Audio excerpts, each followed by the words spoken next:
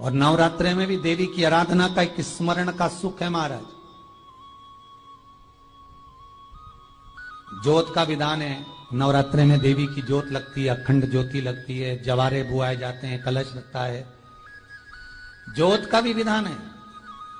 जिसके यहां दिया अखंड जलाया जाता है, अगर वो दिए की लो, दिए की बाती अगर दक्षिण दिशा की होती है तो उसके घर में साल भर में एक घात जरूर होती है।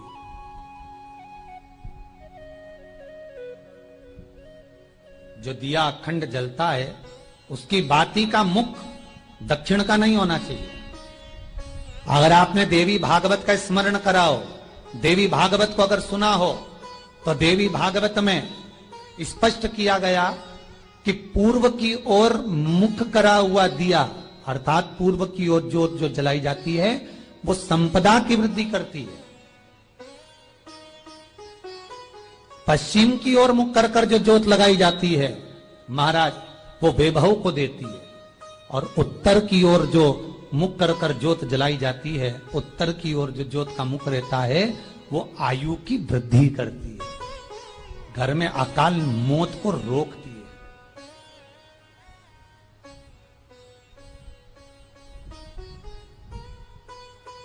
नवरात्रे का जो भाव तत्व है उसको भी अच्छे से समझ लेना। दक्षिण की ओर ज्योत ना लगाएं। अगर आपको लगाना है पूरब की लगाएं, पश्चिम की लगाएं या उत्तर की लगाएं। और जितने दिन महारानी जगदम्बा जगत धात्री दुर्गा भवानी, अब की बार माता जी घोड़े पर आई है। हर बार देवी बदल बदल के आती है, इस बार जो नवरात्रे आए वो घोड़े के आए।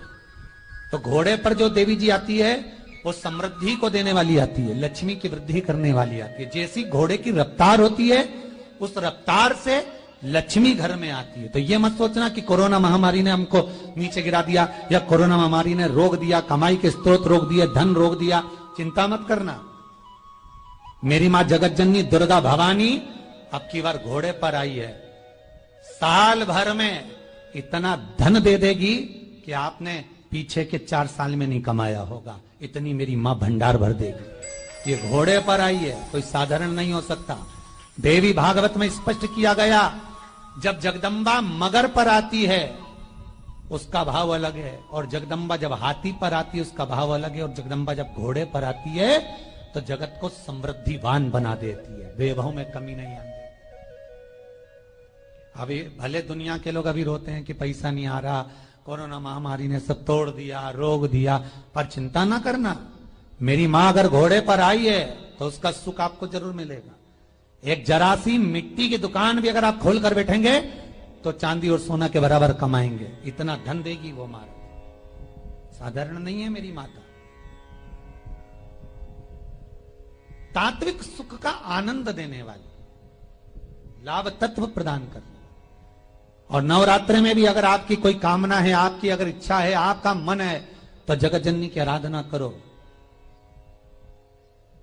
पति और पत्नी में अगर क्लेश है तो जगदम्बा के मंदिर में मक्खन चढ़ाओ, प्रेम बढ़ जाएगा।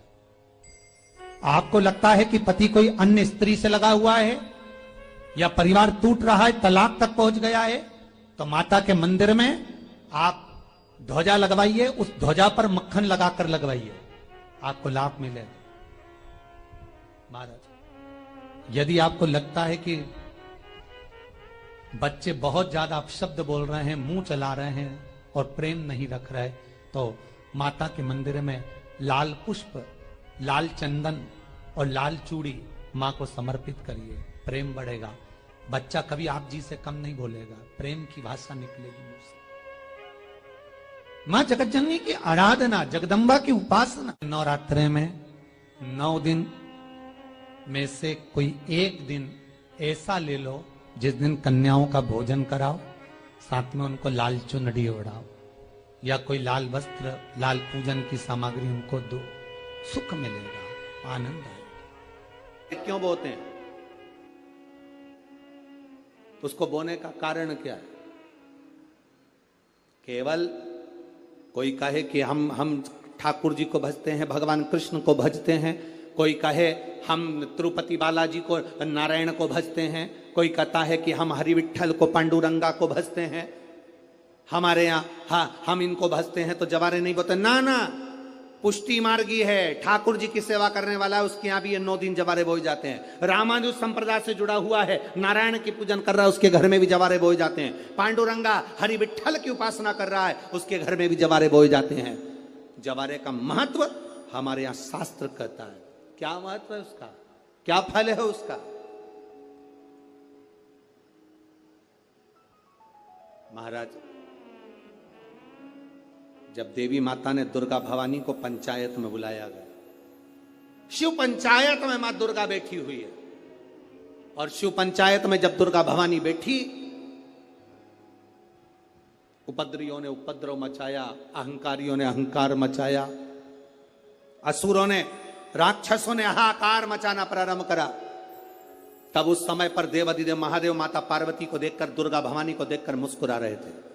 केवल शिव मुस्कुरा रहे हैं, पार्वती को देखकर, दुर्गा भवानी को देखकर, मां जगत जननी को देखकर केवल मुस्कुरा रहे हैं। तब देवता सूर्य नारायण ने भगवान शिव जी को देखकर हाथ जोड़कर प्रार्थना करी।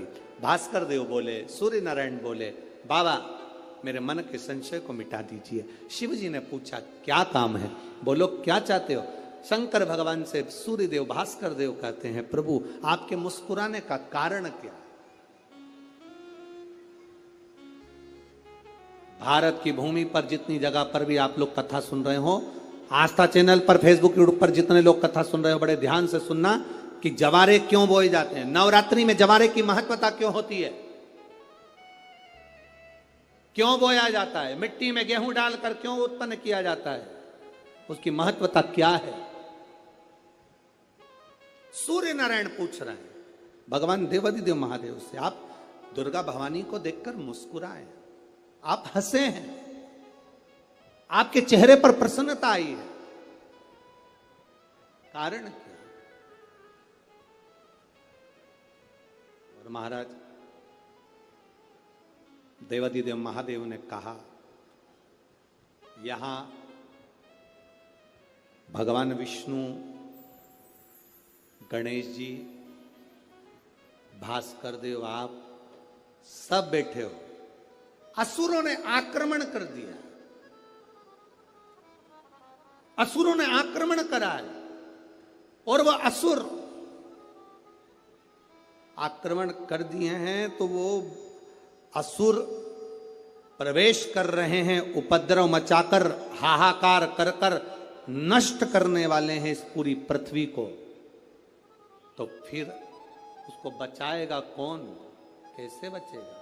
शिव जी ने कहा चिंता मत करो। दुर्गा ने अपने केश का स्मरण किया, एक केश को माता पार्वती जी ने अपने हाथों से छुआ, छूते ही एक कुंड में सुंदर जवारे उत्पन्न हुए हैं। जब तक वो जवारे बड़े नहीं हो जाते, जब तक वो जवारे थोड़े प्रबल नहीं हो जाते, तब तक एक भी असुर प्रवेश नहीं कर सकता, हाहाकार नहीं मचा सकता और अंदर आ नहीं सकता।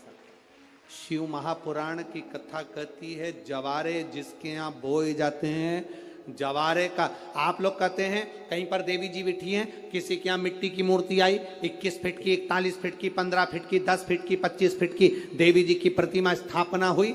लोग कहते हैं हम देवी जी का दर्शन करने जा रहे हैं, दुर्गा जी का दर्शन करने जा रहे हैं। शिव महापुराण की कथा कहती है वो दुर्गा जी का दर्शन नहीं, देवी का दर्शन नहीं।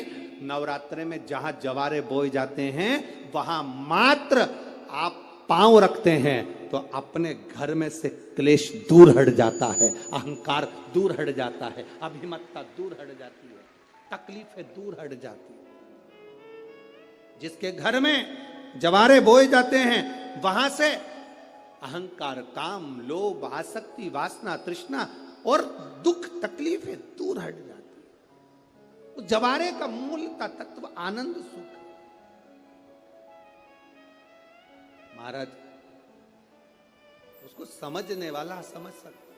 और आप लोगों को तो आज बहुत बहुत भगवान ने कृपा करी है, जो आप पहले दिन ही कलश स्थापना होती और पहले दिन ही आपको ये ज्ञान हो जाए कि बच्चे पूछें कि कलश क्यों रखा जाता है, कलश के ऊपर आम के पत्ते क्यों लगाए जाते हैं, कलश के ऊपर नारियल क्यों रखा जाता है। कलश के ऊपर 9 बार मोली क्यों बांधी जाती है? मोली मतलब लच्छा नाड़ा 9 बार क्यों लपेटा जाता है नारियल के ऊपर, कलश के ऊपर जब रखते हैं?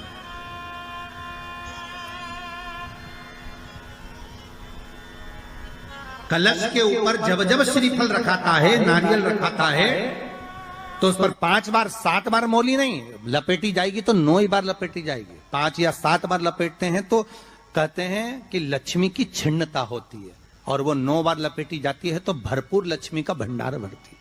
क्यों क्यों कहते हैं उसे? भगवान कुंभ का निर्माण कर रहे हैं, भगवान कलश का निर्माण कर रहे हैं, और भगवान स्वयं ब्रह्मदेव कर रहे हैं कि आप ऐसा निर्माण कर दो जिसमें 33 कोटि देवता स्वतः विराजमान हो जाए। तो भगवान ने उस कलश का निर्माण कर दिया। अब कलश का निर्माण करा तो स्वयं भगवान ब्रह्मदेव बोले, प्रभु इस कलश के अंदर मेरा स्थान कहां है? मेरा स्थान कहां है?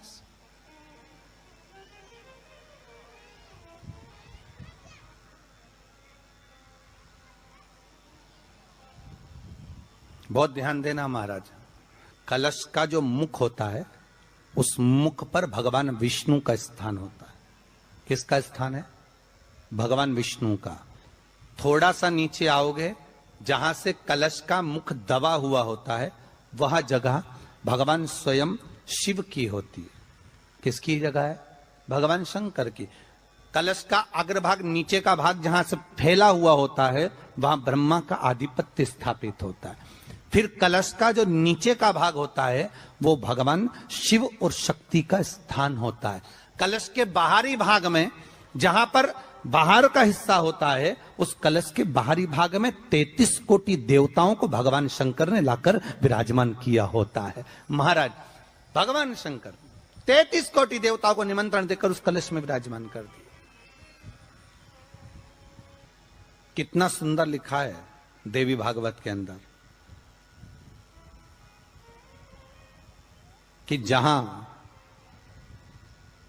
कलश की स्थापना होती है उस जगह पर किसी देवताओं को बुलाने की जरूरत नहीं होती।